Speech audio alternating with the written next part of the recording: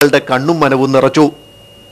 ഉയരപ്പെരുമയിൽ മുമ്പനായ തെച്ചിക്കോട്ടുകാവ് രാമചന്ദ്രൻ നാടനാനകളിൽ ലക്ഷണാധികവും ആകാരസൗഷ്ഠവവും ഒത്തിണങ്ങിയ പാമ്പാടി രാജൻ, തിരുവമ്പാടി ശിവസുന്ദർ തുടങ്ങി ആനപ്രേമികൾ അടുത്തു കാണാൻ ആശിക്കുന്നവരെല്ലാം ഗജരാജരത്ന പദവിക്കായി ക്ഷേത്രമൈതാനത്ത് അണിനിരന്നു.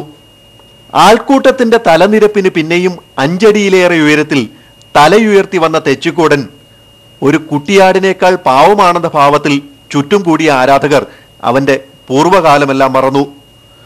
ഒന്നിലേറെ പേരുടെ ജീവനെടുക്കാൻ കാരണക്കാരനായ ഒരു ഗജപോക്രിയാണ് ജനക്കൂട്ടത്തിനിടയിലൂടെ തലയുയർത്തി നടന്നു വരുന്നതെന്ന സത്യമറിയാവുന്നവരും ഒരു നിമിഷത്തേക്ക് എല്ലാം മറന്നു.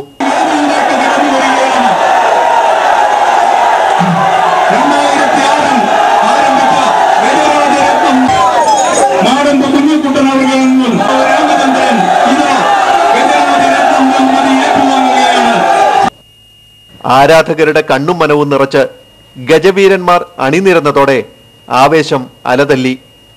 ഒടുവിൽ രാജനെയും തിരുവമ്പാടി ശിവസുന്ദരനെയും പിന്നെ തിരുവാണിക്കാവ് രാജഗോപാൽ, തിരുനക്കര ശിവൻ, ഗുരുവായൂർ നന്ദൻ, ചുള്ളിപ്പറമ്പ് ശ്രീറാം, വെള്ളാപ്പള്ളി കുട്ടിശങ്കരൻ, മല്ലപ്പള്ളി ഗണപതി, പുതുപ്പള്ളി കേശവൻ, ചെമ്പൂത്ര ദേവീദാസൻ, വാളക്കയം ഗണേശൻ, ചിറക്കടവ് വേണുഗോപാൽ, ഇത്തിത്താനം ഗുരുവായൂരപ്പൻ, ഇത്തിത്താനം വിഷ്ണുനാരായണൻ എന്നിവരെയൊക്കെ പിന്തള്ളി സാക്ഷാൽ തെച്ചിക്കോടൻ ഗജരാജരത്ന പദവി സ്വന്തമാക്കി.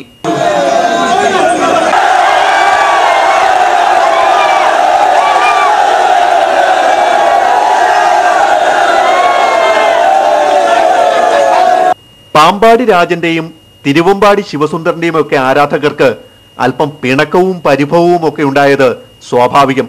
എങ്കിലും പൃഷ്ടിന്റെ സൃഷ്ടാവ്, ആനകളുടെയും തോഴൻ സാക്ഷാൽ മാടമ്പിന്റെയും, ഗണേശോപാസകനായ സൂര്യകാലടിമനയിലെ സൂര്യൻ സുബ്രഹ്മണ്യ ഭട്ടതിരിയുടെയും വിധി ജനങ്ങൾ ശിരസാ വഹിച്ച് അംഗീകരിച്ചു. ഗജരാജൻ തെച്ചിക്കോടനെ പട്ടുചാർത്തി ഗജരാജരത്ന പദവി നൽകി ആദരിച്ചപ്പോൾ ആരാധകരുടെ ആവേശം ആകാശത്തോളം ഉയർന്നു. തെച്ചിക്കോട്ടുകാവ് രാമചന്ദ്രൻ ദേവിയുടെ തിടമ്പേറ്റിയതോടെ 1 വർഷത്തെ കാത്തിരിപ്പിന്റെ ഫലശ്രുതിയോടെ ഗജമേളയ്ക്ക് സമാപനമായി.